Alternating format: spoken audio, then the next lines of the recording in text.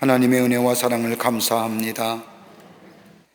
영원히 죄로 말미암아 죽을 수밖에 없는 우리를 구원하여 주시고 하나님의 백성 삼으시며 주의 인도하심과 보호하심과 지키심의 역사가 우리 안에 넘쳐나게 해주심에 감사를 드립니다.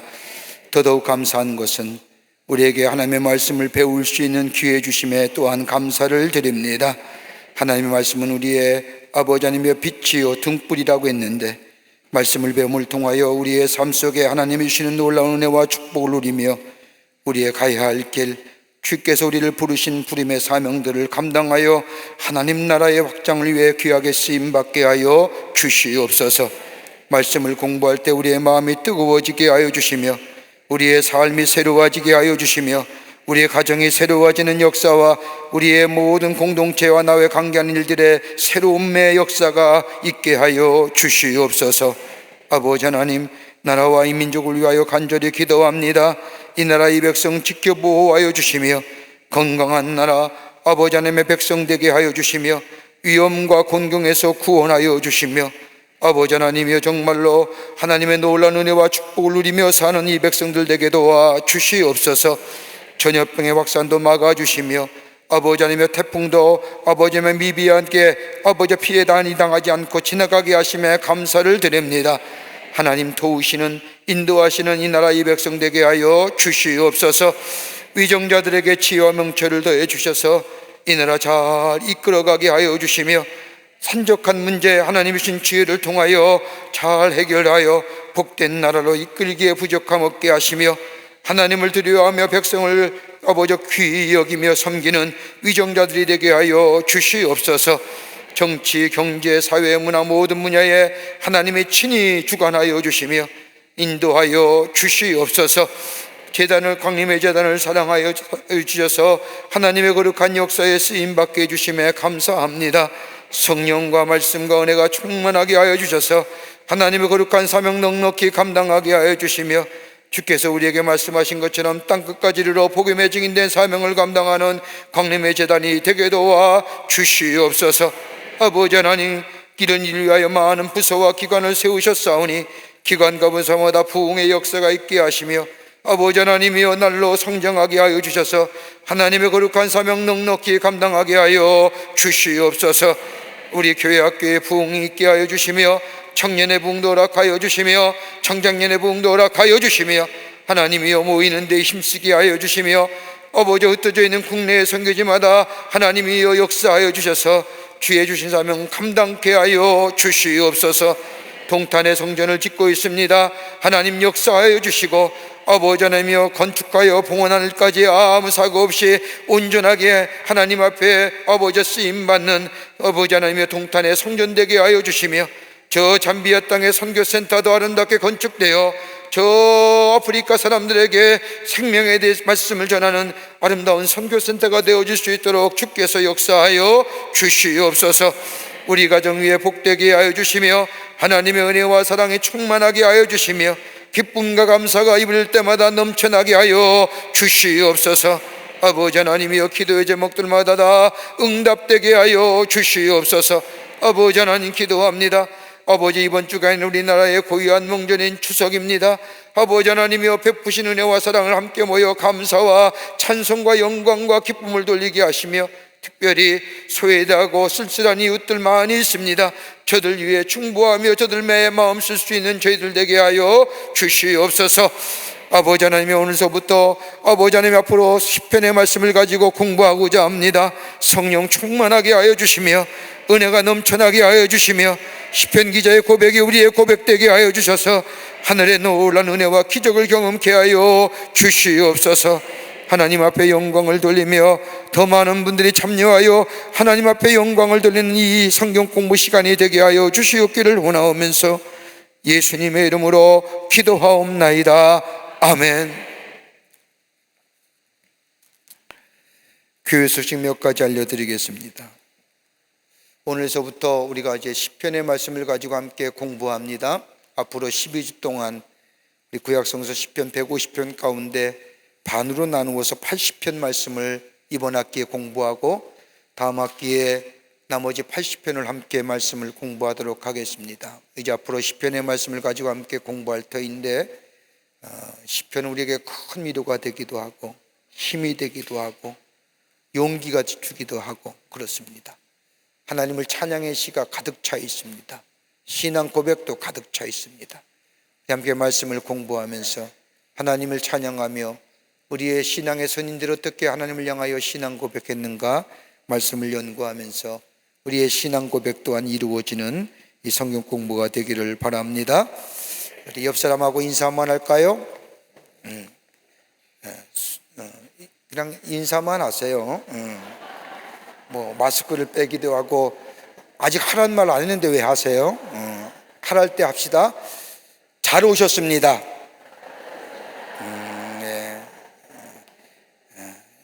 12주 동안 열심히 공부합시다.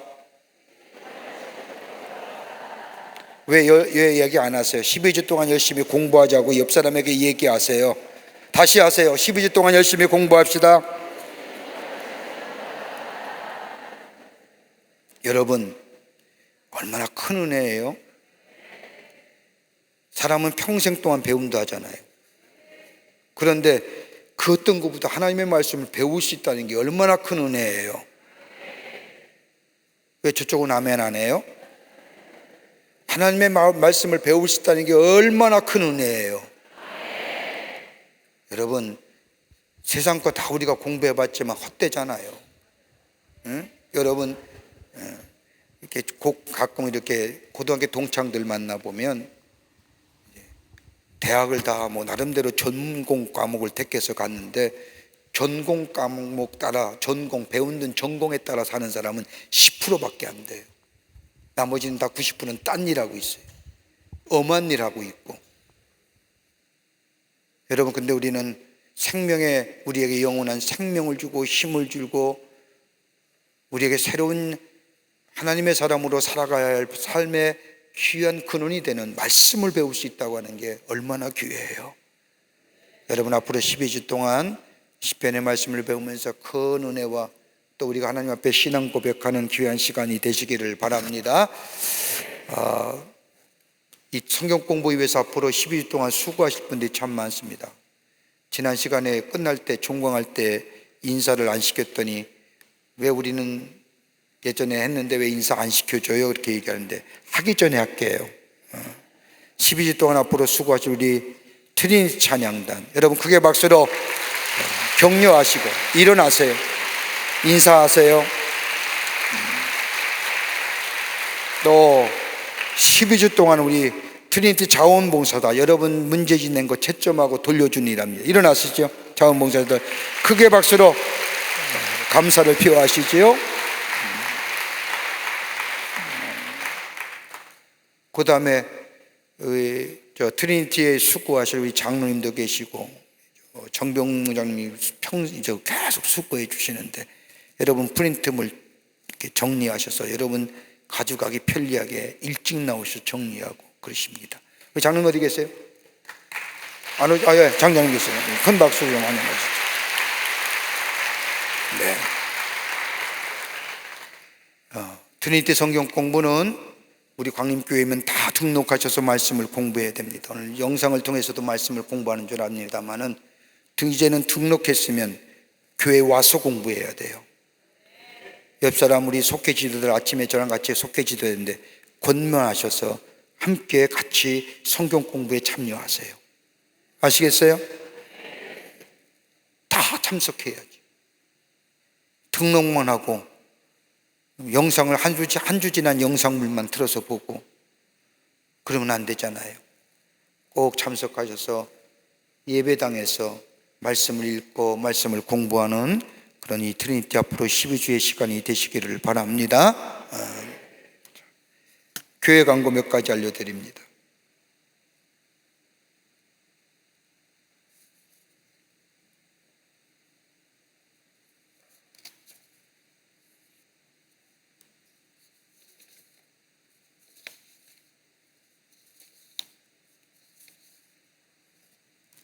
트리니티 앞으로 12주 동안 공부하는데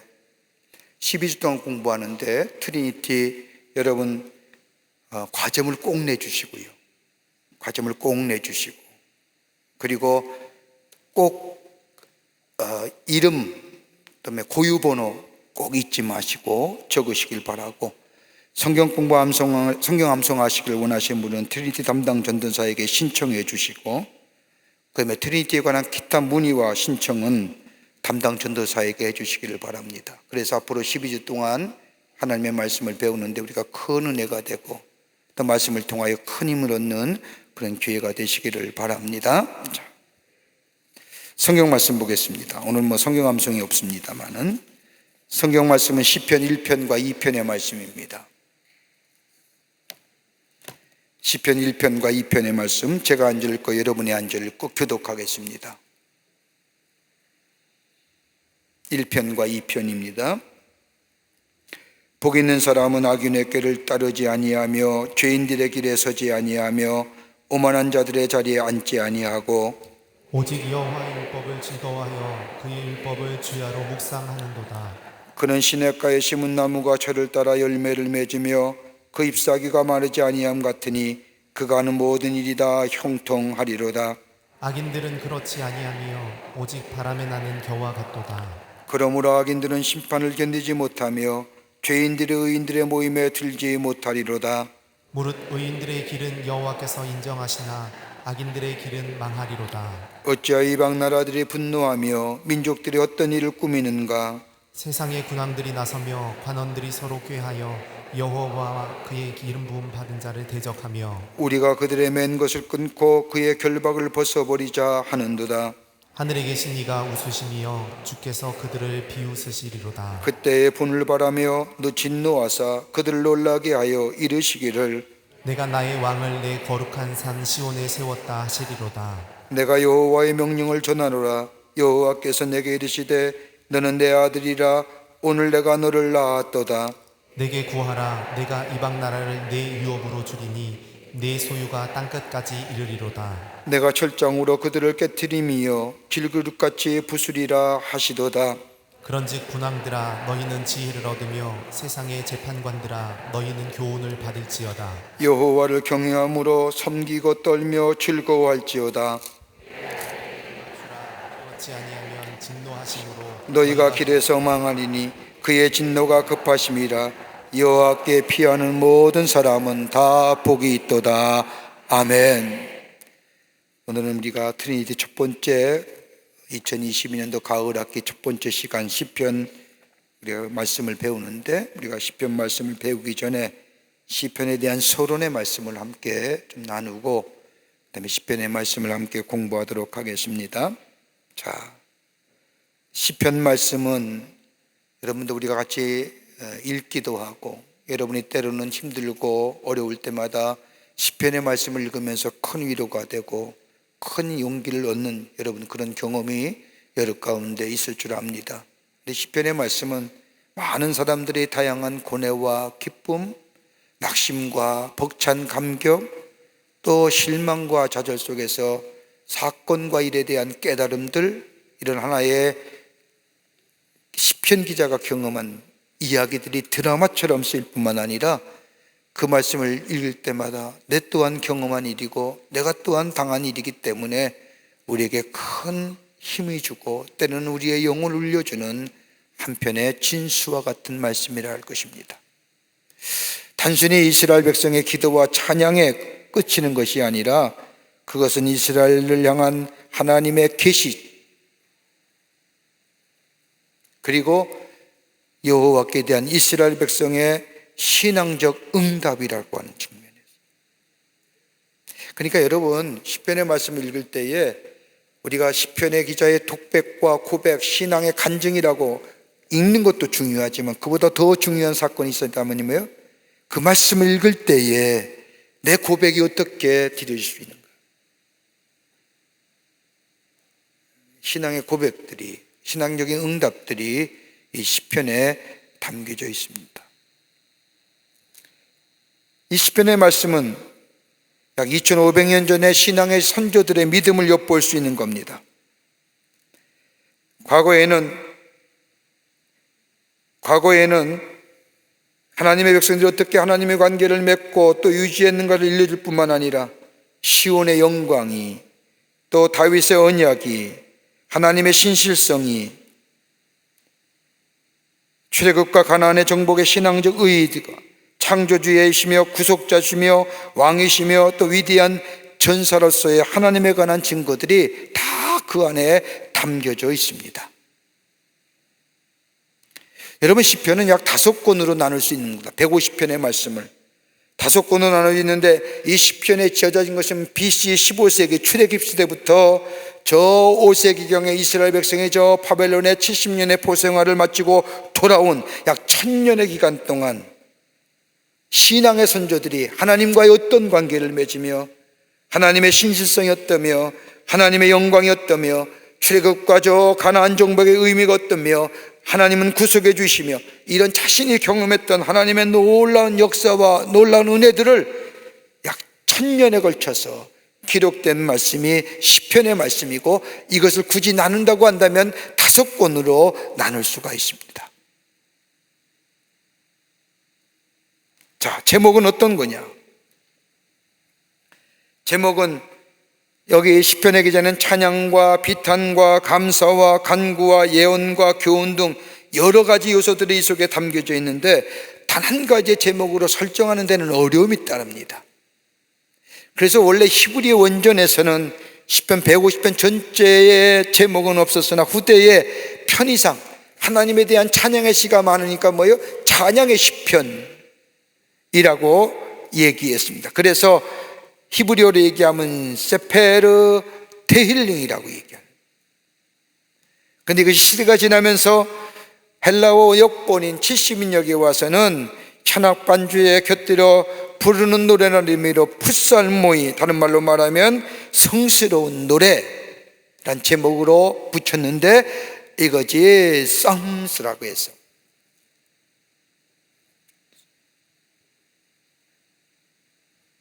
시편의 영어로 쓰는 살람스.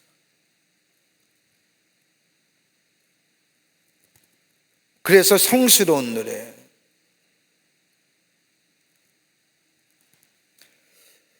시편의 저자는 누구냐 그러면요, 아까도 소두에 말했듯이 저 15세기서부터 BC 5세기까지 약 1000년에 걸쳐서, 다시 말한다면 출애굽 시대부터 저 이스라엘 백성이 70년의 바벨론의 포로 생활을 마치고 예루살렘으로 돌아온 그 1000년의 시간 동안 이 신앙의 선조들이 하나님 앞에 고백했던 신앙의 고백들이 이 속에 담겨져 있는데, 구체적으로 저자는 누구인가? 한 사람을 딱히 얘기할 수가 없죠. 그래서 굳이 150편의 저자를 쭉 만들어 보았더니 가장 많이 나오는 사람이 다윗입니다. 다윗이 무려 73편의 시편을 썼습니다. 그리고 아삽은 12편을 썼고, 그 다음에 고라자선이 11편을 썼고, 솔로몬이 2편이요, 모세가 1편이요, 헤만이라는 사람이 1편이요, 에단이 1편이요, 나머지 49편의 말씀은 익명의 저자가 쓰여진 거예요. 가장 많이 쓴 사람이 누구예요? 다윗이다. 솔로몬이 아무리 지혜의 사람이라고 했지만 솔로몬이 쓴 시편은 2편밖에 되지 못해요. 곳곳에 다윗의 시편이 무려 80편 가까이나 73편이나 기록되어 있는 것을 보게 됩니다. 기록 연대는 언제냐 그러면, 언제 시편이 기록되었는가? 약 BC 15세기 무렵, 15세기라고 하면 모세가 이스라엘 백성을 저 애굽에서 출애굽하여 하나님의 땅으로 갔던 출애굽 시대부터 BC 5세기 저 이스라엘 백성이 70년의 포로 생활을 마치고 에스라와 저 느헤미야와 학사 에스라와 느헤미야와 에스라 선지자를 통해서 저 예루살렘으로 돌아온 그때까지 무려 1000년의 시간 동안 쓰여졌고, 그리고 다윗 시대부터 에스라 느헤미야 시대에 이르기까지 약 500년에 걸쳐서 수집하여 편집되어서 만들어진 시편이, 만들어진 이 성경이 바로 시편 말씀입니다.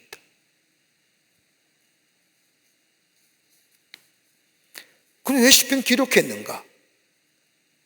이렇게 장구한 세월 동안 신앙의 선인들의 신앙 고백들을 모아서 책자로 만드는데 이 기록한 목적이 무엇일까? 3가지로 들 수 있죠.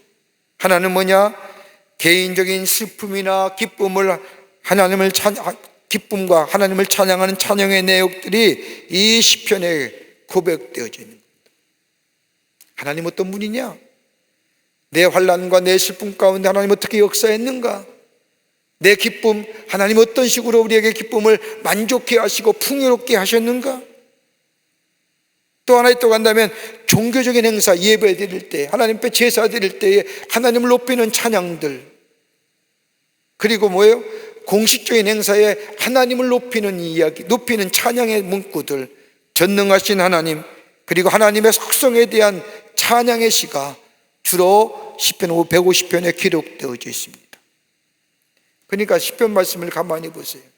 하나님은 공의하시며 하나님은 악인을 멸리하시며 악인을 심판하시며, 하나님의 속성이 어떤 하나님이신가를 시편의 저자들이 고백한 자신들의 하나님을 이 시편 속에 고백하고 있는 것을 보게 됩니다.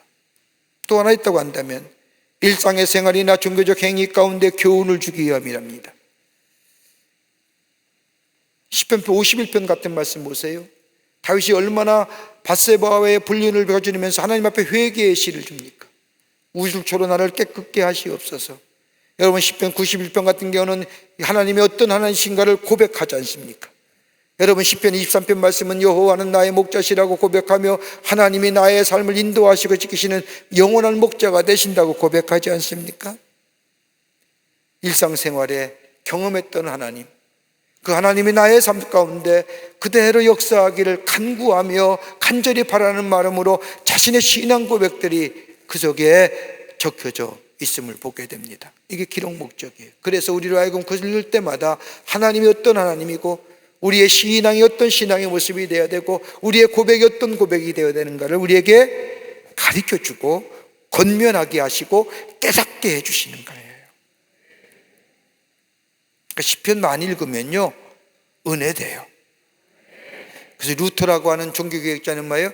구약성서 39권을 다 읽을 수 없다면 시편 150편의 말씀만 읽어라. 여러분, 힘들고 어려울 때마다 말씀을 읽길 원하는 마음이 있으면요 시편 말씀을 읽으세요. 우리가 큰 위로가 되고 힘이 됩니다. 그래서 성경 말씀은 시편만 따로 띄어서 시편하고 신약성서와 함께 이렇게 만든 성경책이 있지 않습니까? 시편의 특징은 어떤 것이냐? 몇 가지가 나와 있죠. 여러분 다 유인물에 받으신 줄 압니다만, 시편은 뭐예요? 삶의 연장에서 하나님과의 관계를 통하여 어떻게 하나님을 체험했는가의 신앙적 교감을 우리에게 말씀합니다. 하나님과 어떻게 교제했는가. 그러니까 여러분, 우리의 삶도 그렇잖아요. 환난과 어려움이 있을 때 하나님과 어떻게 교제할 수 있을까요? 쉽지 않잖아요. 문제가 너무 큰데, 문제가 너무 버거운데, 내가 당하는 이 문제, 엄청난 문제 앞에 어찌할지 모를 때, 여러분 시편의 말씀을 읽을 때 우리의 신앙의 존재들은 그때 어떻게 하나님을 만나며 어떻게 하나님 앞에 다가갔는가를 시편을 통해서 깨달을 수 있잖아요. 여러분, 정말로 문제가 너무너무 가슴이 아파서 하나님 앞에 기도할 수 없을 때 신음소리가 날 수밖에 없는데, 시편의 기자도 그럴 때가 있었잖아요. 그 말씀 읽으면 뭐예요? 그 시편의 고백이 나의 고백이 되잖아요. 내가 기도할 수 없는데 하나님 앞에 뭐라고 얘기할 수 없을 때에 시편 기자와 나 같은 삶을 경험했던 시편의 기자의 말씀을 읽을 때 이것이 나의 기도고 이것이 내가 하나님 앞에 드릴 수 있는 고백입니다라고 알 수 있는 거잖아요. 그러니까 하나님과의 신앙적 교감에서 얻어지는 귀한 것들을 시편에서는 노래하고 있습니다. 또 하나 있다고 한다면 하나님의 구원의 역사에 어떻게 하나님이 역사하셨는가. 찬양의 시지만은 하나님이 어떻게 이스라엘 백성을, 하나님이 어떻게 저 다윗을, 하나님이 어떻게 저 이스라엘 백성의 죄악 빠졌던 이스라엘 백성을 어떻게 하나님이 구원해 주시고 구속해 가셨는가. 그래서 영어로 말하면 His story, His plus story, 그의 이야기가 적혀져 있는 겁니다. 하나님의 구속사.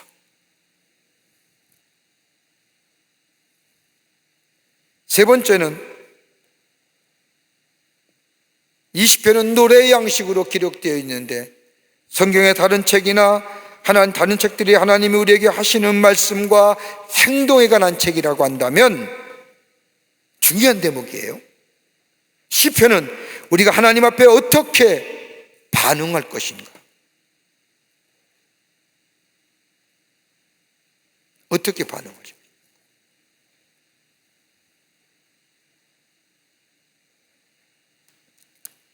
인간 반응에 대한 책이라고 할 수 있습니다. 또 하나 시편의 특징이 있다고 한다면 다름이 아니라 시편은 논리적인 설명이나 객관적인 기록이나 일반적인 명령이 아닌 인간의 고백과 간구의 모임이에요. 우리의 고백, 하나님의 앞한 간구.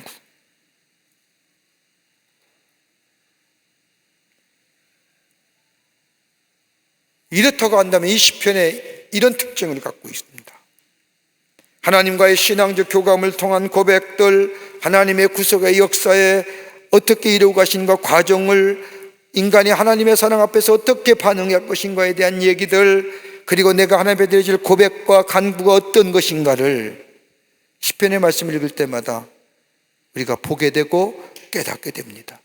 그러기에 다른 성경의 말씀은 그래서 해석하기가 힘들고, 해석하려면 앞뒤 말씀을 읽을 수 있지만 이 말씀, 시편의 말씀을 읽을 때마다 이건 하나님이 우리를 구원하시는 말씀이야, 이것은 하나님이 사랑에 대하여, 하나님의 은혜에 대하여 이 시편의 기자가 하나님 앞에 고백하는 하나님과의 신앙적 교감에서 나온 고백된 시야. 어떻게 하나님의 은혜와 사랑에 반응할 것인가, 시편을 읽을 때마다 이건 하나님의 사랑에 대한 인간의 반응에 대한 말씀이야. 이렇게 우리는 시편의 말씀을 읽을 때마다 그 저자가 의도했던 것들, 고백했던 것들, 하고자 하고 쓰고자 했던 것들을 우리는 발견하게 됩니다. 그렇다고 한다면 시편에 나타난 하나님의 성품은 어떤 성품일까요? 많은 사람들이 하나님을 향하여 고백하며 하나님이 나의 하나님이여, 나의 하나님이여 라고 외쳤던 그 하나님, 어떤 하나님일까요? 여러분, 가만히 보면 시편의 미자는 하나님의 여러 가지 이름으로 계시됩니다. 기록됩니다. 가장 많이 나온 이름이 뭐예요? 야훼, 여호와. 무려 700번 나옵니다. 엘로힘이라고 하는 단어는 이 전능하신 하나님, 전능하신 하나님, 야훼는 어떤 면에서는 창조주 되신 하나님, 엘로힘은 힘의 능력의 상징을 가리키는데 이 엘로힘이라는 단어는 무려 365번, 그리고 아도나이라고 하는 것은 감히 하나님의 이름을, 야훼라는 이름을 부를 수가 없어서 오 주여, 주인이라고 하는, 주님이라고 하는 고백이 담겨진 이 아도나이는 54번이나 나타납니다. 이름은 각자 독특한 하나님의 성품을 우리에게 가르쳐 주는데, 야훼는 하나님이 우리를 구속해 주시는 창주 되시며 구속자 되시는 하나님, 엘로힘은 뭐예요? 권능의 하나님. 그래서 우리가 성경을 읽을 때마다 야훼, 여호와는 나의 힘이시요, 엘로힘, 여호와는 나의 인도시요, 여호와는 나의 치료하는 자시요, 여호와는 승리하시는 자, 그때마다 그 시편 기자가 고백했던 하나님의 성품을 우리는 그 시편의 말씀을 읽을 때 보게 됩니다. 구체적으로 어떤 하나님이시냐? 하나님은 무한하신 하나님, 무한성이라고 보다 영원하신 하나님이라는 거예요. 시편 읽을 때마다 하나님은 어떤 모습으로 나타나느냐? 영원하신 하나님. 하나님의 처소는 하늘이라도 적합하지 않지만 하나님은 자신의 뜻대로 어느 장소에 임재하신다는 거예요. 즉 하나님은 천지를 창조하신 하나님, 초월자로서의 시공간의 제약을 받지 아니하시는 하나님의 모습, 하나님의 무한성. 또 하나의 특성은 뭐예요? 하나님은 완전하신 하나님이에요. 이미 하나님이 완전하심은 모세를 통하여 이스라엘 백성에게 이미 계시된 적이 있습니다. 하나님은 완전하신 하나님이십니다. 여러분, 출애굽기 34장 7절부터 34장 5절부터 7절의 말씀을 보면 우리 함께 읽어볼까요? 잘 보이시지요? 여러분, 아니면 여러분의 위인물 보시면 됩니다. 여호와께서, 같이 읽겠습니다. 여호와께서 구름 가운데 강림하사 그와 함께 거기 서서 여호와의 이름을 반포하실세 여호와께서 그의 앞으로 지나가시며 반포하시되 여호와라 자비롭고 은혜롭고 노하기를 더디하고 인자와 진실이 많은 하나님이로라. 인자를 천대까지 베풀며 악과 과실과 죄를 용서하나 형벌받을 자는 결단코 면제하지 않고 아비의 악을 자손 3, 4대까지 보응하시리라. 하나님의 완전하심과 불변하심을 얘기하는 거예요. 또 하나 시편의 말씀 속에서 발견한 하나님의 속성은 뭐냐? 하나님은 의로우신 하나님이라는.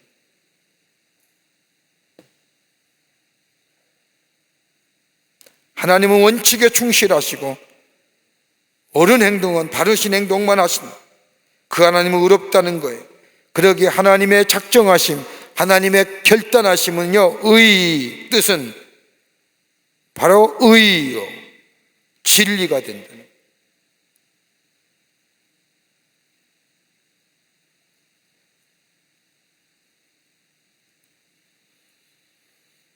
하나님의 뜻은요, 의로움이세요. 하나님의 뜻은 진리예요.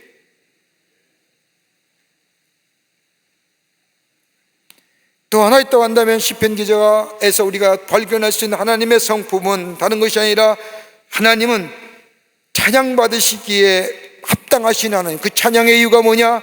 변함없으신 사랑.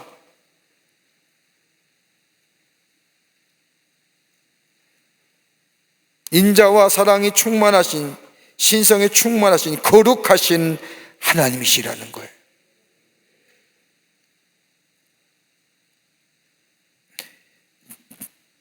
인자하신 하나님, 신실하신 하나님의 사랑,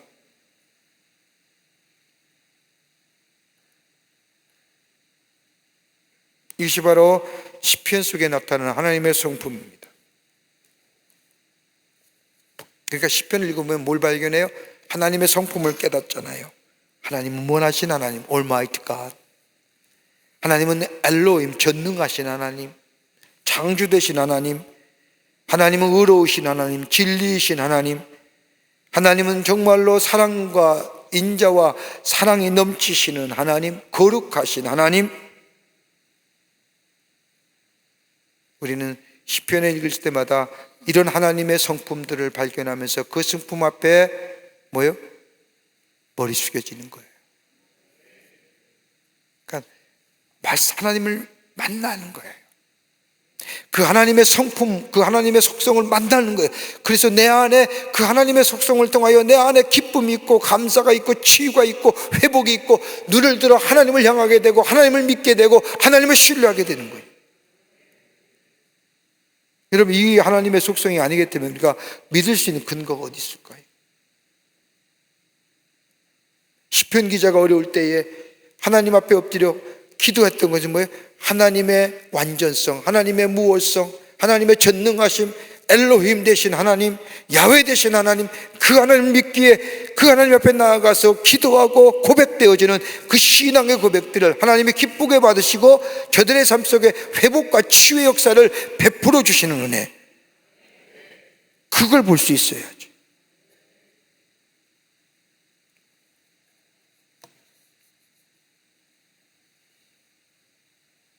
일곱 번째로 시편의 내용은 어떤 것이냐는 거예요. 시편을 전체로 굳이 나눌다면 5권으로 우리가 나눌 수 있는데, 큰 관점에서 본다면 1권서부터 3권과 4권서부터 5권, 2권으로 분류될 수 있는데, 여러분 시편 150편의 전체의 서론적인 것이 몇 편이냐면 시편 1편이에요.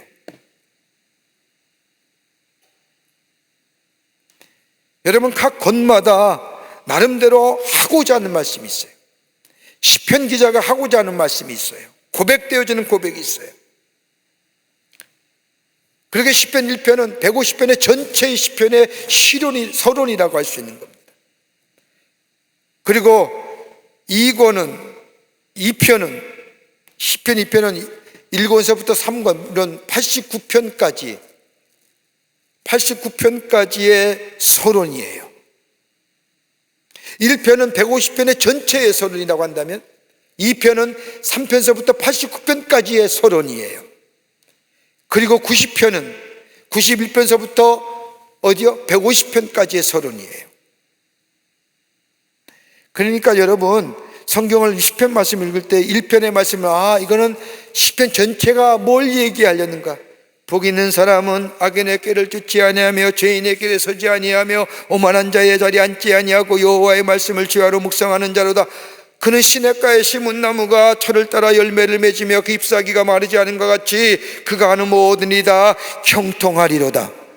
이게 10편 150편에 흐르는 주제예요. 그러니까 여러분, 단순히 우리는 복이 있는 사람이야, 복된 존재야, 이게 아니라 10편 150편의 곳곳에서 시편 기자가 고백됐던 그들의 고백은 하나님 앞에 복된 존재로서 하나님을 섬기며 말씀을 주야로 묵상하며 죄인의 길에 오만한 자리에 자리에 서지 아니하고 교만하지 아니하고 오만하지 아니하고 하나님을 멀리하지 아니하고 하나님을 가까이하며 살아가는 인생. 전체 시편의 주제가 서론격으로 1편 속에 담겨져 있는 겁니다. 2편은 뭐예요? 여호와의 메시아의 왕국, 메시아의 도래.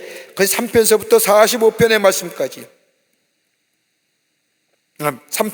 89편의 말씀까지 기록되어 있고 90편 나머지 150편까지의 서론이라고 정의할 수가 있습니다.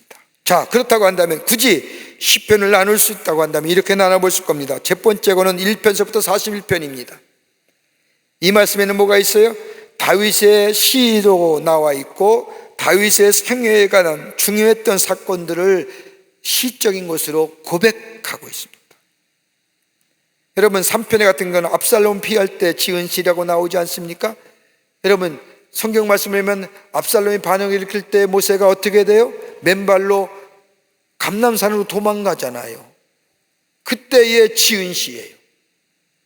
그러기에 그때의 이 기사들, 그때의 사건들을 연상해 보면 이 시가 이러지구나. 여호와여, 나의 대적이 어찌 그리 많은지요. 일어나 나를 치는 자가 많으니이다. 여러분, 정말로 다윗을 치는 자가 많았는데 가장 대표적인 사건이 누구예요? 아들이 죽이려고 하잖아요. 얼마나 지옥적인 사건이에요. 적들이 많았는데 대표적으로 저기 뭐예요? 압살롬이 죽이려고 하잖아요. 많은 사람들이 나를 향하여 말하기를 그는 하나님께 구원을 받지 못한다 말하나 그랬잖아요. 시므이가 이 다윗을 보고 저주하잖아요. 야, 저 저주받기에 맞는 얘기. 하나님이 치셨어. 그때의 일들을 기억하면서 다윗이 압살롬의 대적을 피하여 도망할 때 썼던 시편. 여러분, 우리의 삶 속에 얼마나 대적이, 얼마나 우리를 넘어뜨린 요소가 많을 때 여러분 뭐로 고백할 수 있을까요? 이 말씀을 읽을 때 우리가 은혜가 되잖아요. 그런데 여기 뭐예요? 그럼에도 불구하고 내가 하나님 앞에 기도했더니 내 기도에 응답해 주시고 내가 누워 자고 깨었으니 여호와께서 나를 붙드심이로다. 천만이 나를 에워싼다 할지라도 진친다 할지라도 나는 두려워하지 아니할지로다. 왜? 여호와께서 나를 구원해 주시기 때문이다. 여러분, 얼마나 귀한 고백이에요. 그 시편의 고백이 읽을 때 내 고백이 되어야 될 때 이 시편의 말씀이 내 가슴 속에 부딪혀 오는 거예요.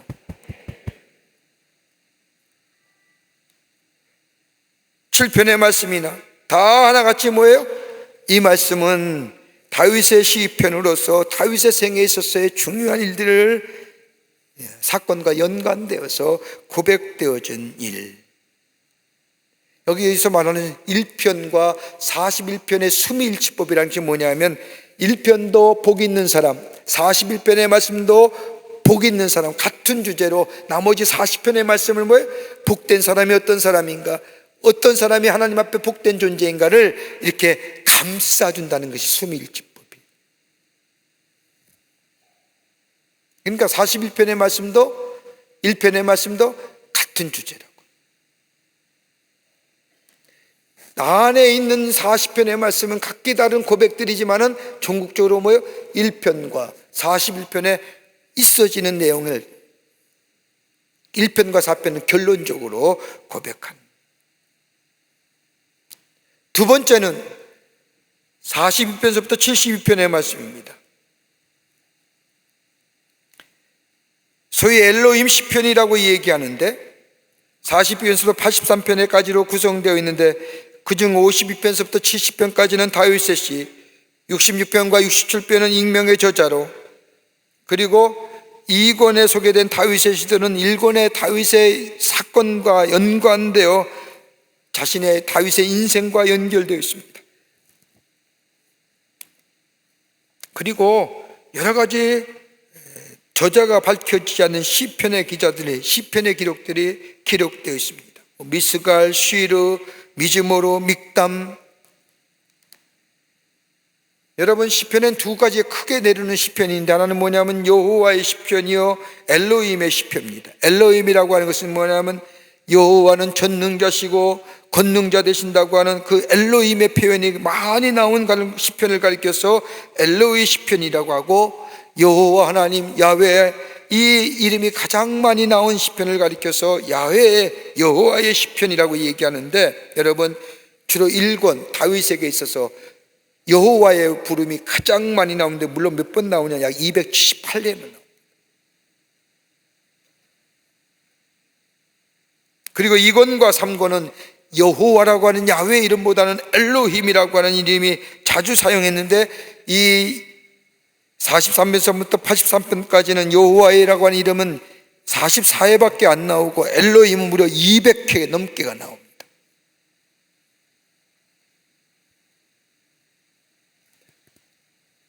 이것이 시편 72편까지의 말씀. 제3권은 73편서부터 89편까지입니다. 주로 다윗 시대의 예배에 쓰여졌던 시편의 말씀. 할렐루야로 여호와의 성호를 찬양하는, 하나님 앞에 하나님의 이름을 찬양합니다, 하나님의 성호를 찬양합니다, 할렐루야로 시작하거나 할렐루야로 마치는 시편들.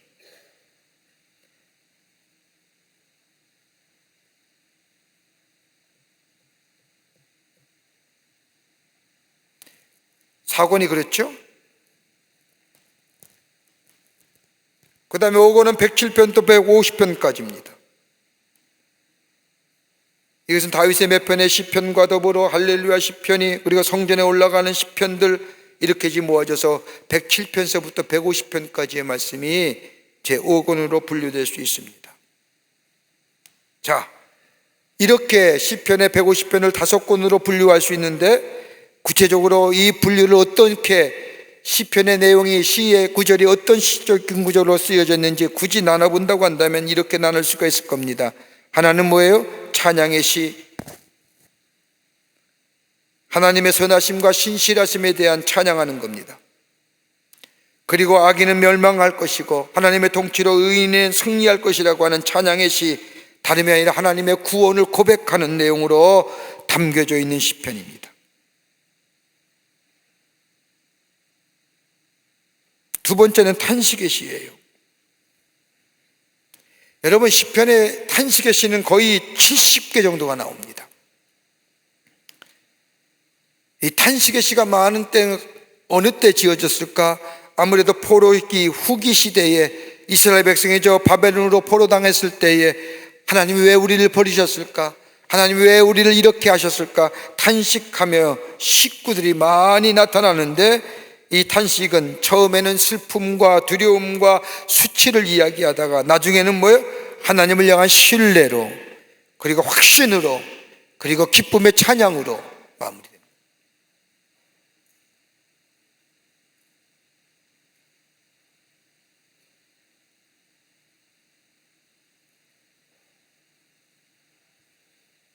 세 번째는 시편엔 감사의 시가 있습니다. 하나님이 베푸신 구원에 대하여 감사하는 것. 시편 후반부에 집중적으로 나타납니다. 비록 탄식의 상황에 있을지라도 인간은 얼마든지 뭐예요? 은혜를 깨닫고 감사할 수 있다는 것을 교훈하고 있습니다. 중요한 사실이에요. 아무리 힘들고도요, 힘든 가운데서 하나님의 은혜를 생각할 수 있다는 거예요. 여러분, 어려워도 문제만 보는 게 아니라 그 문제 뒤편에 담겨져 있는 그리고 내 신앙의 여정 속에 하나님이 도우셨고 지키셨던 것을 기억하게 되면 그 힘든 상황에서도 은혜를 생각하고 은혜가 내게 힘입어서 그 어려운 문제를 넉넉히 믿음 안에서 대처하며 이겨낼 수 있는 힘의 원천이 되는 거예요. 문제만 보는 게 아니라 왜 나만 이렇게 어렵습니까? 남들은 잘 사는데. 아니에요. 남들 잘 안 살아요. 다 똑같이 살아요. 드러나는 문제의 유형과 형식만 다르지 문제가 내가 갖고 있는 문제가 가장 힘든 문제예요. 근데 하나님의 은혜를 생각하면 뭐예요? 그 은혜 속에 담겨진 하나님의 사랑을 발견하게 되면 그 문제 안에서도 내가 하나님을 향하여 찬송하며 기뻐할 수 있는 거예요. 경험하지 못하면 아멘이 안 나와요. 죽었다 깨도. 그게 경험되어지면, 그것이 쌓이고 축적되어지면 그 믿음이 뭐예요? 깊어지는 거예요. 성숙한 믿음이 되는 겁니다. 이게 있어야지 이 경험이요. 그래야 세상을 이길 힘이 여기서 나오지요. 맨날 세상만 끌려다니고 세상에 쫓겨다니고.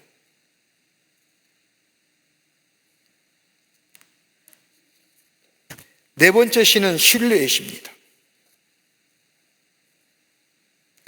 신뢰의 시는 탄식과 감사의 시의 중간이라고 할 수 있습니다. 고난 가운데 있을 때에 시편의 기자는 과거에 베푸신 하나님 은혜를 근거로 현재의 고난에도 하나님이 구원해 주실 것을 확신하고 그 은혜를 신뢰하는 시편의 내용입니다. 좀 전에 제가 얘기했던 거죠. 또 하나는 뭐예요? 역사 회상의 시입니다. 하나님이 어떻게 이스라엘 백성에게 은혜를 베푸셨는지. 그 다음에 또 하나는 뭐예요? 지혜의 시. 하나님을 경외할 때의 지혜의 근본이라고 하는 것. 하나님을 경외할 것을 교훈과 목적을 가지고 쓰여진 시편. 가장 뭘까요? 지혜의 시의 특징이 1편이에요. 어떻게 해요? 의인과 복이 있는 사람과 악인의 대조시켜서 뭐예요? 의인은 뭐예요? 하나님의 축복을 받으며 살지만 죄인은 뭐예요? 심판받고 멸망받는다는 거예요. 대조함으로 그 말씀을 우리에게 가르쳐 주심으로 내가 어느 길에 서야 돼요? 의인의 길에 서야 할 것을 우리에게 가르쳐 주고 권면해 주잖아요. 시편 말씀 1편 읽으면서 아무런 감동 없이 읽으면 안 돼요. 나는 복 있는 사람이 돼야지. 그렇다고 한다면 뭐예요? 오만한 자리에 죄인의 자리에 앉지 않아야지. 뭘 해요? 적극적인 면에서 여호와의 율법을 주야로 묵상해야지. 소극적인 면에서는 죄인과 오만한 자에 앉지도 아니하고 쫓아가지도 아니고 서지도 말아야지. 적극적인 면에 하나님의 말씀을 배우고 익혀야지. 그 말씀이 나의 교훈이 되고 내 삶의 양식이 되지. 이렇게 교훈함으로 내가 그 삶의 자리에 들어가게끔 만들어주는.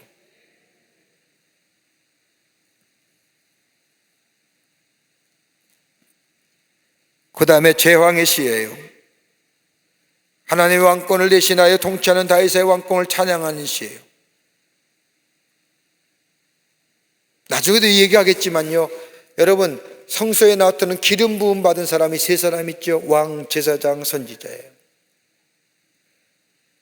예수님은 뭐예요? 왕 대신 예수자, 대제장 대신 선지자. 왜요? 기름 부음 받으신. 다윗이 왕이었잖아요. 다윗은 제사장도 아니고 선지자도 아니에요. 왕으로 기름 부음 받았어요. 그 다윗의 왕이 등극했을 때, 여러분 단순히 왕정시대에 다윗이 다스렸던 왕정시대일 거 아니에요. 하나님이 다윗을 통하여 다스리는 왕정과 신정이 인간이 다스릴지라도 하나님이 섭리하시고 하나님이 인도하시는, 다윗을 통하여 이스라엘 백성을 통치해 가시는 모습, 그러기에 다윗이 왕으로 등극했을 때에 뭐래요? 찬양하는 시. 이게 제왕의 시예요. 등극의 시예요. 하나님의 왕되심에 하나님의 통치하심을 찬양하는 시예요. 주로 어디에 많이 있었느냐? 90편서부터 106편까지 주로 많이 기록되어져 있습니다.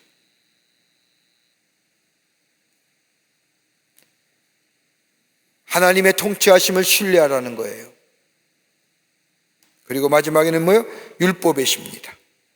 하나님의 말씀을 마음에 새길 것을 촉구하는 시입니다.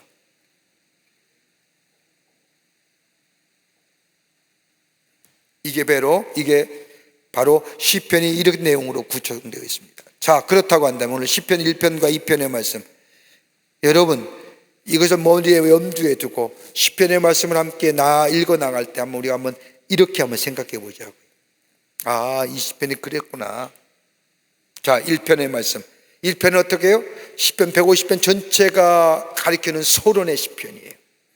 여러분 시편 1편 우리가 1절서부터, 악인 거는 별로 읽을 게 없어요. 악인은 우리에게 교훈되지만 가장 중요한 1편 1절서부터 4절 3절 말씀까지 우리 다시 한번 읽어볼까요? 성경책 펴시고 1편 1절서부터 3절 말씀까지 우리 같이 함께 읽겠습니다. 복이 있는 사람은 악인의 길을 쫓지 아니하며 죄인들의 길에 서지 아니하며 오만한 자들의 자리에 앉지 아니하고 오직 여호와의 율법을 즐거워하여 그의 율법을 주야로 묵상하는 자다. 그는 시냇가에 심은 나무가 저를 따라 열매를 맺으며 그 잎사귀가 다르지 아니함 같으니 그가 하는 모든 일이 다 형통하리로다. 아멘. 자, 보세요. 시편 1편은 간단해요. 하나님의 말씀을 기뻐함으로 좋아하고 그 말씀을 따라 사는 사람, 어떤 사람이 되는가? 말씀을 지키면 어떤 혜택을 누리는가? 하나님의 말씀을 따라 사는 자에게는 어떤 역사가 일어나는가? 여러분 시편 19편 11절의 말씀에 말씀을 따라 사는 사람에게 하나님이 상을 주시는데 말씀을 지키는 자는 눈을 밝게 하여 지혜를 주시는 거예요. 여러분 말씀 지혜를 주세요. 여러분 세상은 우리에게 지식을 주고 내가 사는 삶의 방식과 내 경험이 내 세계관과 가치관을 만들어서 내가 선택하며 결단할 때 좋은 나에게 교훈되지만은 하나님의 말씀은 뭐예요? 지혜 주는 거예요. 여러분 영어에 표현하면 knowledge하고요 위즈덤하고는 다른 거예요. 많이 배운 뭐예요? 어리석은 사람이 얼마나 많아요, 삶에 있어서. 많이 공부한 사람 보세요. 많이 배웠고 많이 알면 삶도 그렇게 살아야 되는데 그렇지 못한 사람이 얼마나 우리 주변에 많아요. 그러게 여호와를 경외하는 것이 지혜의 근본이라고 하는, 지혜는 위로부터 주시는 거예요. 위로부터 이거는 바른 분별력과 판단력과 바른 결정력을 갖게 하는 거예요. 여러분 우리의 인생의 정을 가만히 보세요. 우리가 왜 실수하고 넘어지고 쓰러지고 패배하고 좌절한 줄 아세요? 맨날 선택과 결정이 잘못되었잖아요. 그래서 넘어지고 쓰러지는 거 아니에요? 그 안에 내 의지와 내 욕심과 내 이기적인 욕망이 내 선택과 내 결정을 바르지 못하게 하잖아요. 그걸 뭘로 나타나요? 실패로 나타나는 거잖아요. 지난주에 얘기했던 것처럼 실패는 뭐예요? 내게 상처로 남잖아요. 그 상처는 내가 기억하면 기억할수록 내게 아픔을 가져다 주잖아요. 한번 여러분의 인생의 여정을 뒤돌아보면 생각해 보세요. 그런 상처 있어요, 없어요? 있잖아요, 우리 다. 어디가 문제예요? 선택과 결단의 문제예요. 선택과 결단의 문제는 뭐예요? 내 선택과 결단의 실패로 가져왔던 가장 근본적인 요인 한번 생각해 보세요. 내 이기적이고 내 욕심이고 내 욕망이고 내 한시에 내 유익함을 위해서 멀리 내다보지 못하는 근시안해적인 가지고. 지혜는 어떤 거예요? 위로부터 주시는 거예요. 먼저 하나님을 생각하게 하잖아요. 하나님의 뜻을 생각하잖아요. 멀리 내다보잖아요. 하나님의 뜻을 생각하면 멀리 내다보며 내 자신의 유익 보고 내 자신의 이익보다는 하나님의 뜻과, 여러분 우리가 믿는 사람이라고 한다면, 하나님의 사람이라고 한다면 내 선택과 내 결단의 순간에 뭘 먼저 생각해요? 하나님을 먼저 생각하잖아요. 어디서부터 와요? 그 바른 결단과 바른 분별력과 바른 판단력은 뭐예요? 위로부터 주시는 하나님의 지혜로울 때에 그 삶이 복된 삶이요 유익한 삶이요 풍성하고 신령한 은혜를 누리는 삶이 되는 거예요. 그러게 어디서부터요? 말씀이에요. 하나님이 우리를 향하여 우리의 심령 속에 두드려 하는 말씀도 있지만, 말씀을 읽을 때 하나님이 나를 하여금 깨닫게 하시고 깨달음이 나로 하여금 가장 결정적인 순간에 선택과 결단할 때 바르게 선택과 결단하게 하시는 거예요. 그러기에 하나님의 말씀은 눈을 밝게 할 뿐만 아니라 우리에게 뭐예요? 지혜를 주신다. 그러기에 왜 그리스도인들이 말씀을 가까이 여기는 거예요?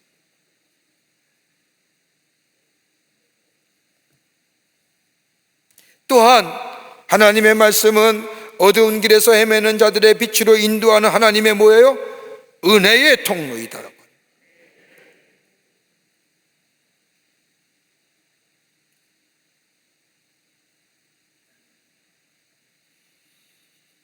말씀을 받으면 은혜 받아요. 말씀 많이 읽으면요. 여러분 이번처럼 이렇게 뭐 태풍이 뭐 흰남노인가 뭐 이름도 이상하고 뭐 그렇게 쏟아지는 비가 아니라 여러분 말씀은요 그렇게 단순간에 은혜 받기도 하지만 때로는 뭐예요? 마치 이슬비가 내려서 우리의 옷을 적시듯이 우리의 심령을 촉촉히 적셔나가는. 안타까운 게 있으면요 믿음의 생활에 신앙생활에 연조가 깊어지면 깊어질수록 삶의 변화가 있고 선택과 결정이 바라야 되는데 그렇지 못한 걸 많이 봐요. 왜요? 가만 보세요. 우리 안에 하나님의 말씀이 사라졌겠죠. 그냥 들으면 알 것 같죠. 그거 갖고 아니 된다는 거예요. 오늘도 속기공과 인도하면서 속기공과 인도자 인도하면서 그랬잖아요. 말씀은 여러 번 읽는 거예요. 여러 번 읽을 때마다 내게 다른 은혜가 임하게 되는 거예요.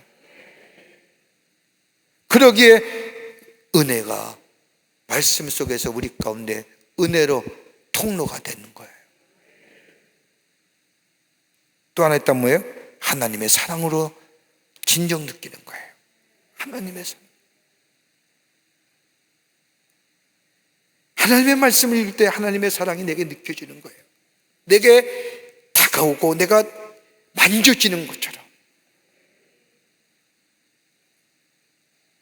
나는 우리 교회에 귀한 우리 성도님들이 좀 말씀 속에서 하나님이 주신 지혜를 가지고 하나님의 은혜 가운데 하나님의 사랑을 느끼며 그 말씀 속에서 선택과 결단을 해 나간다고 한다면 우리 광림교회 교우들이 얼마나 복되고 하나님의 축복을 누리는 성도들의 삶을 살아가지 않을까.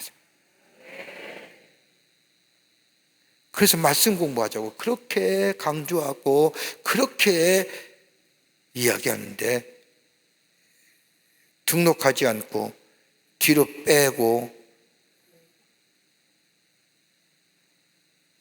이번 주까지 등록 받아요.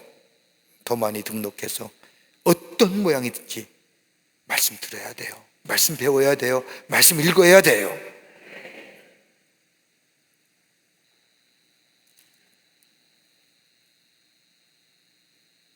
그러기에 오늘 시편 1편의 말씀을 가만히 보면 뭐예요?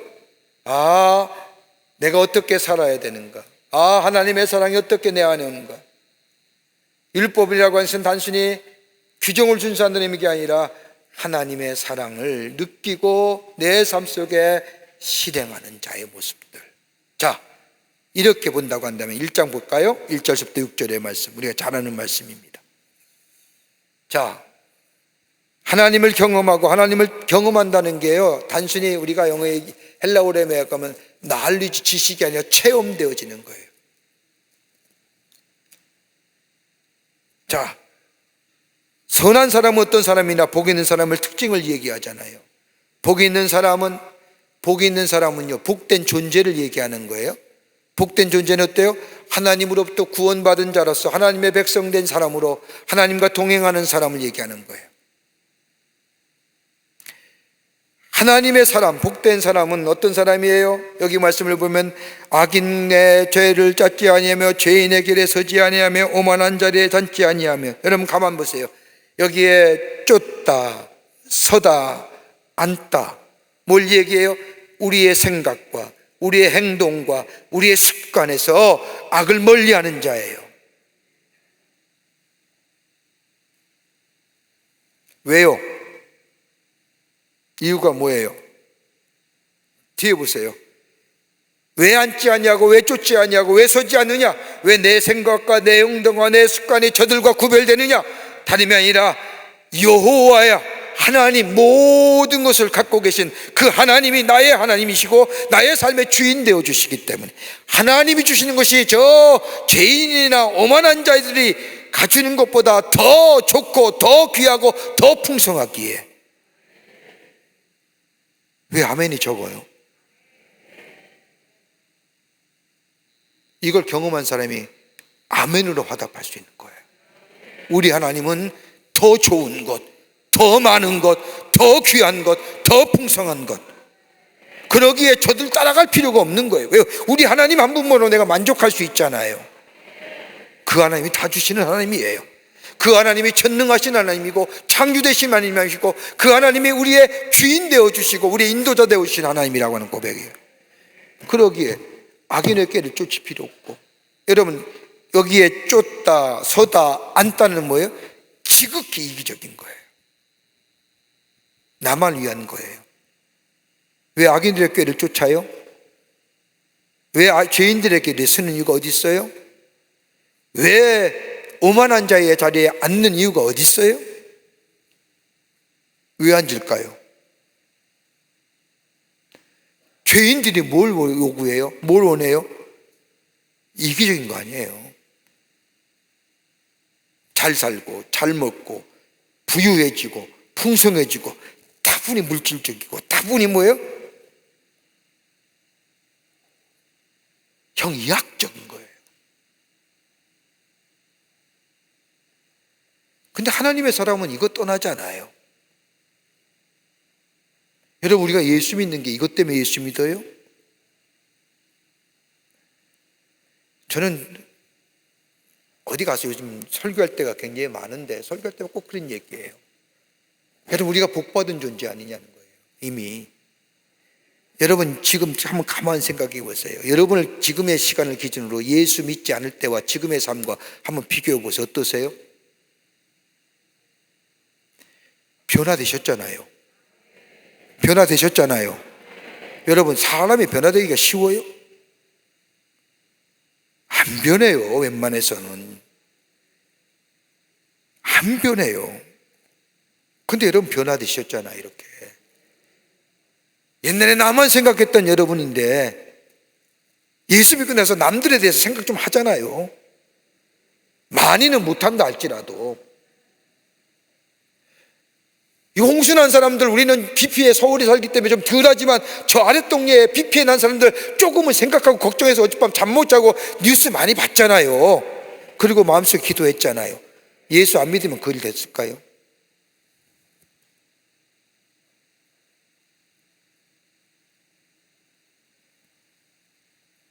하나님이 더 내게 주시는 것이 크기 때문에, 더 풍성하고도 많기 때문에 저 죄인과 오만한 자에 쫓지도 아니하고 서지도 아니하고 앉지도 않아요.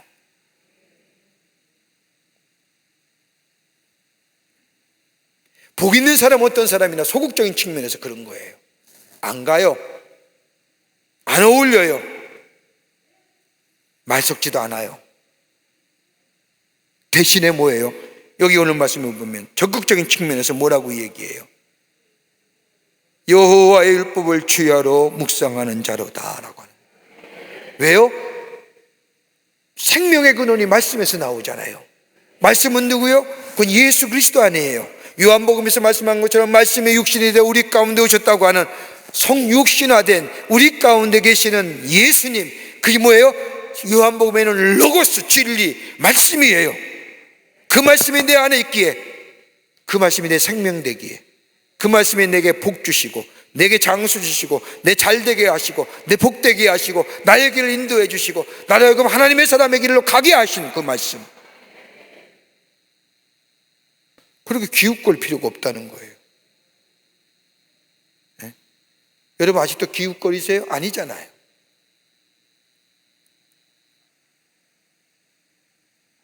그러면서 하나님의 말씀을 주야로 묵상하는 거예요. 여러분 여기서 죄인의 길에 악인의 쫓지 아니하며 죄인의 길에 서지 아니하며 오만한 자에 앉지 않는다는 것은 뭐예요? 소극적인 의미에서의 의미라고 한다면 내 삶에 적극적으로 해야 할 일이 뭐예요? 하나님의 말씀을 주야로 묵상하는 거라는 거예요. 왜요?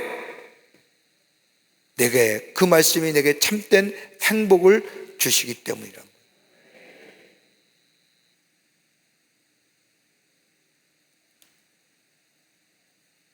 그럼 악인은 어떤 사람이에요? 악인은 뭐예요? 의인이 시냇가에 심은 나무가, 저 보세요, 하나님의 말씀 따라 살았더니, 하나님의 말씀을 따라 살았더니, 하나님의 말씀이 너무 귀하게 그 말씀을 따랐더니, 저 오만한 자리에 쫓지 아니하고 서지 아니하고 앉지 않았더니 하나님이 내 삶 속에 축복해 주시기를, 의인은 시냇가에 심은 나무가 철을 따라 열매를 맺으며 그 잎사귀가 마르지 아니함 같으니 그가 하는 모든 일이 다 형통하리로다. 첫 번째는 뭐예요? 시절을 쫓아 과실을 맺으며라고 하는 열매가 정기적으로 열려지는 거예요. 여러분, 우리 주변에 아침 일찍 나가서 저녁 늦게 돌아오는데 빈손으로 왔다 갔다 하는 사람이 얼마나 많아요.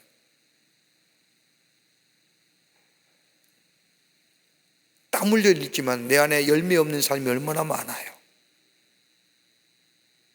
그래서 다윗은 이것이 뭐예요? 나의 분깃이라고 얘기하잖아요. 하나님이 내게 주신 분깃이에요.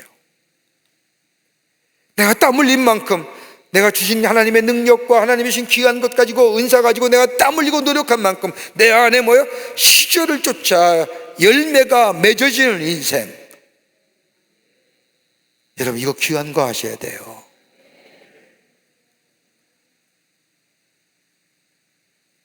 그 안에서 내가 기쁨을 누리며 그 열매 가지고 내 안에 풍요로움을 누릴 수 있게 하시는 것. 그러기에 뭐예요? 내가 굳이 죄인이나 오만한 자리에 쫓고 서고 앉고 한탕을 아니라는 거예요. 죄인과 오만한 자들의 공통점이 뭐예요? 한탕 아니에요? 한탕주의예요. 이번 일만 잘 돼봐. 맨날 이러잖아요. 앉아서 모의하는 게 뭐예요? 이번 일만 잘 돼봐. 이번에 인천항구에 배만 들어와봐. 뭐 이렇게 한 거. 근데 우리는 그렇지 않잖아요. 내가 주신 능력 안에서 땀 흘린 만큼 그 열매로 깊은 기술을 가지고 시절을 쫓아 봄이면 봄, 겨울이면 겨울, 정기적으로 내 삶 속에 열매를 맺게 하여 주신다는 거예요. 뭐요? 하나님이. 그 하나님을 믿는 자가 뭐예요? 복된 존재예요. 그 잎사귀가 마르지 않는 것 같아 있어요. 마르지 않는다는 것은 뭐예요? 생명력이 있어요. 생명의 역사를 경험하는 거예요. 예수 믿는 사람은 생명력이 있어요. 박인김치처럼 축 늘어진 인생이 아니라, 시절을 쫓아 세월을 따라 시간 따라가는 인생이 아니라, 흐름 따라 조류에 따라 흘러가는 인생이 아니라,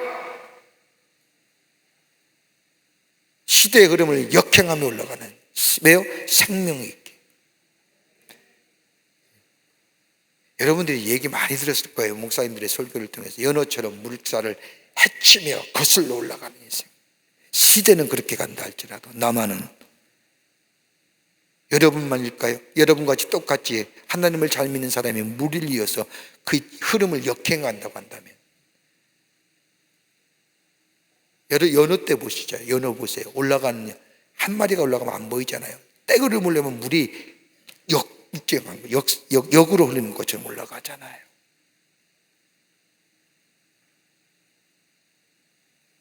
잎사귀가 마르지 않는다는 것은 생명력인 거예요. 축 늘어져가지고. 또 하나 있습니다. 그 행사가 다 형통하리로다.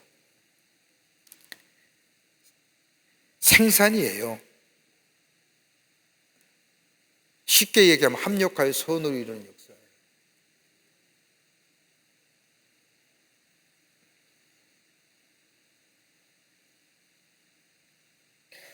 이게 의인이에요. 적극적인 의미에서는, 소극적인 의미에서는 쫓지 아니하고 서지 아니하고 앉지 아니하고, 적극적이면 하나님의 말씀을 지어로 묵상하는, 말씀 따라. 그 결과는 뭐예요? 시절을 쫓아 과실을 맺으며 잎사귀가 마르지 않은 것 같으며 행사가 다 형통하니로다. 여러분, 이게 시편 150편 전체의 주제예요.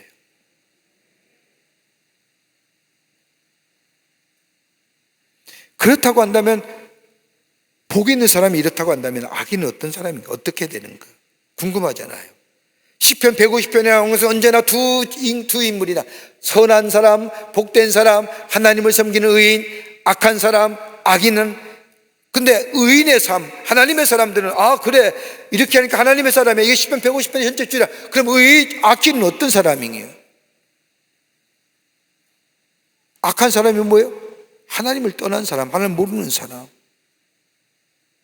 자신의 이익을 위해서 여기에 성경의 말씀처럼 저 악인들의 꾀를 따르며 저 죄인들의 길에 서며 오만한 자리에 앉아서 같이 쑥덕공론하며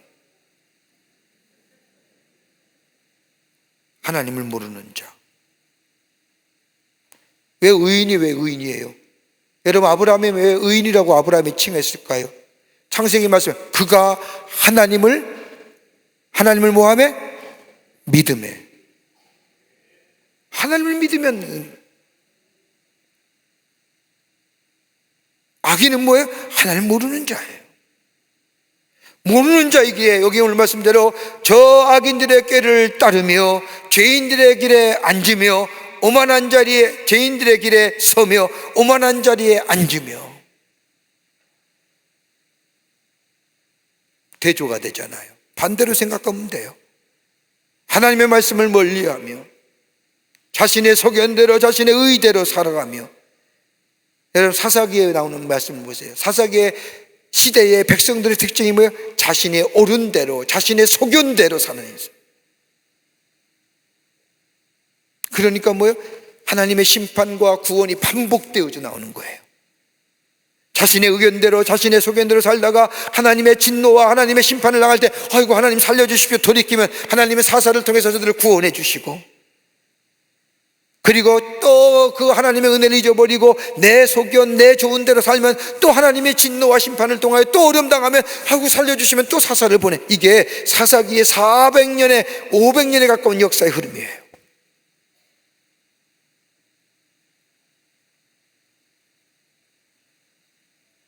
그렇다고 악인들은 어떤 거예요? 여기는 악인들을 얘기해서 뭐예요? 악인은 히브리어로 말하면 악한 자, 오만한 자, 하나님을 대항하는 자, 자기의 고집을 따라 사는 자. 악인들은 심판을 견디지 못하며 의인들의 모임에 들어가지 못하리로다 얘기하는 거예요. 그러면서 악인은 다른과 달로 바람에 나는 겨와 같도다. 여러분 겨라는 게 뭘까요? 히브리어로 모츠라고 얘기하는 단어는 쭉정이에요. 날아가 버린 인생, 날아가는 인생. 여러분 겨 보셨어요? 타작하고 남아있는 빈 깽깽이 아무것도 없는 겉은 멀쩡한데 속은 비어있는 인생. 우리 집에 얼마나 많아요. 저는 우리 모든 광림의 교우 우리 성도님들이 속과 겉이 단단하고 속이 단단하고 겉이 멀쩡한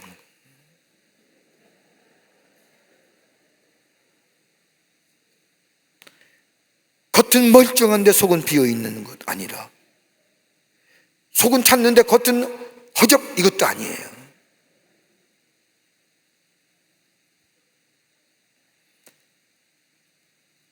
악인은 겨와 같은 거예요.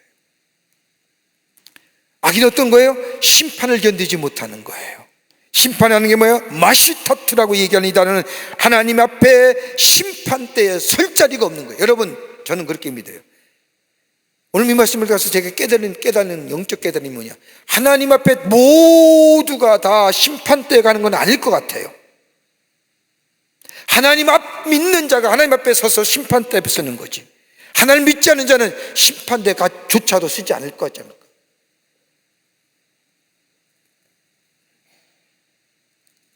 오늘 심판을 견디지 못하는 심판대에 설 자리가 없다는 거예요. 원문대로 얘기한다면. 자의적인 해석일지 모르지만 제 해석이, 제게 주는 깨달음이, 악인은 하나님 앞에 심판대 쓸 이유가 없어요. 왜 한 거 없는데? 그러나 우리는 믿는 자는, 하나님 믿는 자는 하나님 앞에 서야지요. 잘했다, 충성된 종이라, 옳고 그름이 분간되어야죠. 회개해야죠. 우리가 구원을 확신하고 영원한 생명을 받는데 상급의 문제가 아니겠어요?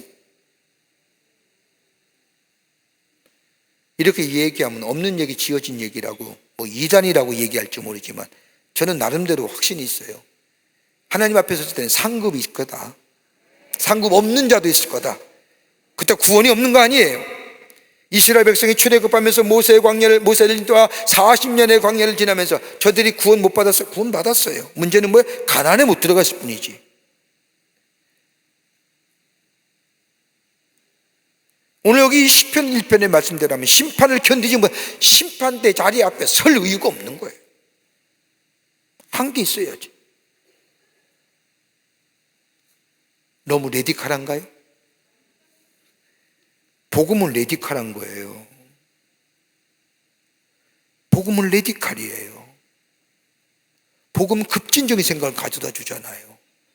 복음은 일상의 생각을 넘어서게 하잖아요. 그게 창조성이고, 그게 크리에이티브한 거고, 그게 지니어스한 거고. 그러기에 복음은 레디컬한 거예요. 여러분 생각해 보세요. 복음 들면서 여러분만큼 레디컬하게 변한 사람이 어디 있어요?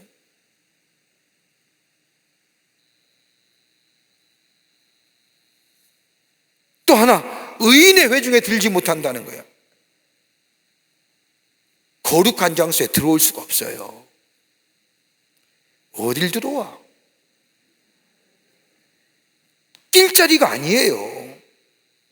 여러분 가만 보세요. 예배 이렇게 요즘에 우리 교회들 뭐 방송도 하고 그러니까 다른 데서 많이 와요. 외국에서 뭐 예배 드리러 한국에 왔다가 우리 교회 예배 드리고 가는 분들이 많아요. 뭐 스위스에 왔다 무슨 뭐 심지어 저 모로코에 산 사람도 왔다 가고 뭐 아주 각각 나라에서 다 와요. 그런데 가만 보십시오. 예수 안 믿는 사람들이 처음 온 사람들이 예배 자리에 들어오면요. 대번에 튀어요, 눈에. 일어설 때 어리벙벙하고, 앉을 때도 어떻게 앉는 타임인가 서 있는 타임인가 구분도 안 되고, 찬송가도 못 피고, 눈을 어디야 둘지도 모르겠고, 설교하는 목사의 눈 맞춤이 쉽지 않아요, 그거. 여러분처럼 떳떳하니까 저의 눈을 똑바로 보지. 처음 교회 온 사람 담임 목사 눈 잘 못 봐요. 고개 숙이지. 이게 우리 교회가 작은 교회가 큰 교회라고 하지만 저 뒤에 우리 권사님 눈까지 내가 본다니까. 그러니까 이 눈이 마주치잖아요. 그러면 마주치는 놈은 제가 마주치면 저 사람은 얘 처음 우리 교회 교인이 아니면 눈 깔아요. 내가 눈 깔아 이렇게 이야기 안 해도.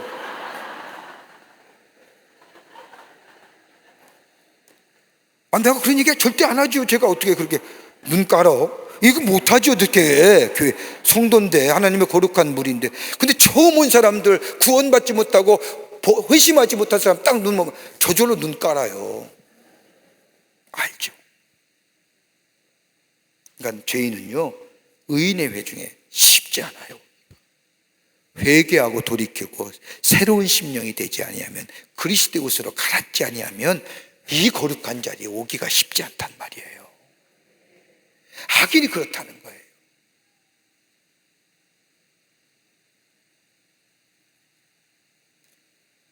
그러기에 1편의 핵심은 나무와 겨처럼 의인과 악인이 서로 다른 뭐예요? 운명이에요. 의인이 되어 나무와 같이 생명을 가지고 풍성한 열매를 갖지만 악인은 뭐예요? 심판을 견디지 못하며 의인의 회중에 들지 못하며 그 다음에 뭐예요? 의인들은 여호와께서 인정하시나 악인들의 길은 망하리로다. 그래서 뭘 얘기할까요? 간단해요. 의인은 하나님이 인정하시고 악인은 뭐예요? 멸망한다. 오늘 여러분이 오셨으니까 여러분께만 얘기할게요. 제가 다음 주 설교를 이거 가지고 준비를 했더니 이게 성경 공부 주제잖아요. 그래서 다음 주에 설교를 준비한 걸 다음에 하려고. 근데 보세요. 의인은 뭐예요? 인정하셔. 누가 인정해요? 하나님 인정하셔. 하나님 앞에 인정받는 거예요. 여러분 얼마나 귀해요. 하나님 앞에 인정받는 길 간단해요. 쫓지 아니하고 서지 아니하고 앉지 아니하고 말씀을 주하로 묵상하고 말씀을 가까이 하고 주님 따라가고 주님과 함께 불러가며 주님과 동행하는 삶, 그러면 하나님이 인정해 주신다는 거예요. 뭐 어떻게 인정해요? 시냇가에 심은 나물에 치절을 쫓아 계시를 푸르게 하시고 열매 맺게 해주시고, 그런데 아니란 의인은 뭐예요? 아니에요. 바람에 나는 겨와 같고 저 심판을 견디지만 의인의 여중에 어떻게 감히 들어와요? 우리가 그런 자.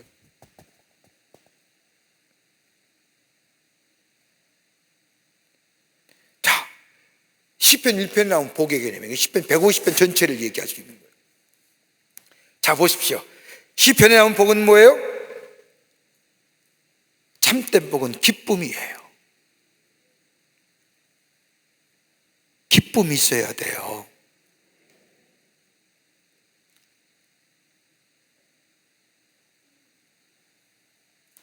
그러기에 시편 기자는 말하는 복은 뭐 영적 순결함이 있을 때에, 영적 순결함이 어떨까요? 하나님의 말씀을 주야로, 주님을 가까이, 주님과 동행하는, 주님을 나의 주인 삼고 주님을 나의 신랑 삼고.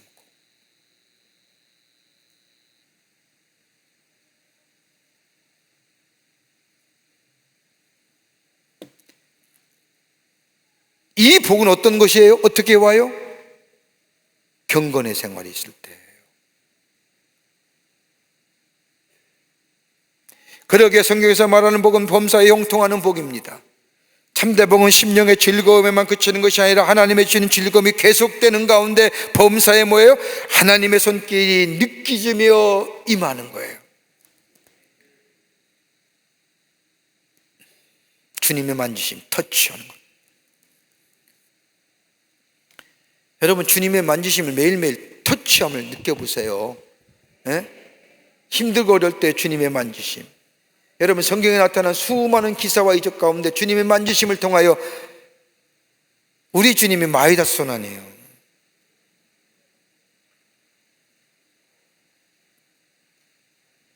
또 하나 뭐예요? 현실적이면서도 3번이요.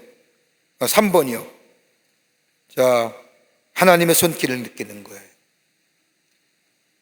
네 번째, 다른 것이 아니라 가장 근본적인 부분은 하나님의 거룩한 곳에 거하는 것인데, 그 거룩한 곳은 완전한 것이요 기쁨이 존재하는 장소에 있는데, 하나님의 심판대 앞에 심판을 받을 때에 인정받고 그것에 서게 되는 겁니다. 이렇다고 한다면 가장 마지막에 가장 마지막 큰 복은 뭐예요? 하나님 앞에 심판대에 섰을 때 하나님과 함께 영원히 살 수 있는 종말론적인 복이에요. 바울이 그랬을 거 아니에요. 내 겉사람은 후패가나 우리 속사람이 새롭다니 뭘 바라볼까 할까요? 이렇게 고백했던 바울의 고백이 어떻게 나왔을까요? 종말론적인 신앙이에요. 내가 겉사람은 후패가요, 세상에 저 흙으로 왔다 흙으로 돌아가는 존재일지 모르지만 내가 하나님 앞에 섰을 때 하나님 나와 함께 영원히 하나님이 주신 축복을 누리며 주님과 함께 동행할 수 있다고 하는 이 종말론적인 하나님의 축복들. 그렇게 급급한 내 겉사람은 후패해 갑니다. 그러나 내 사람은 뭐예요? 그 복을 향하여 매일매일 그 복이 나를 새롭게 주십니다라고 하는 고백이에요. 이게 시편 1편이 주는 우리의 교훈이에요.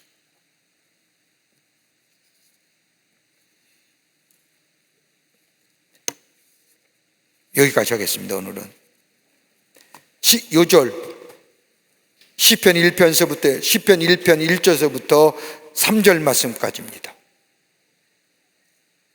뭐 너무 많이 알아서 6절까지도 하면 됐지만 6절 주면 6절이라고 하는 것이 여러분의 마음속에 심리적 부담감을 줄까 봐 3절만 하겠습니다. 제가 좀 목회를 하다 보니까 이제 여러분의 마음을 제가 읽습니다. 6절까지 2절 넣어주면 심리적 부담감 때문에 포기하십니다. 6절이 가져주는 무거움 때문에 3절은 가볍게 생각하지요. 그러나 글자가 수가 꽤 됩니다. 감사합니다. 오늘서부터 시작인데 더 많이 등록한 분들이 다 아침 저녁으로 다 참석했으면 좋겠습니다.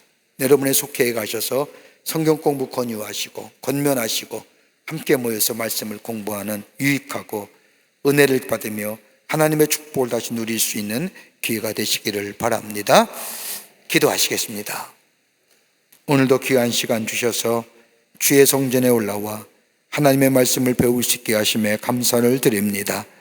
오늘이 시편 말씀 연구 첫 번째 시간입니다.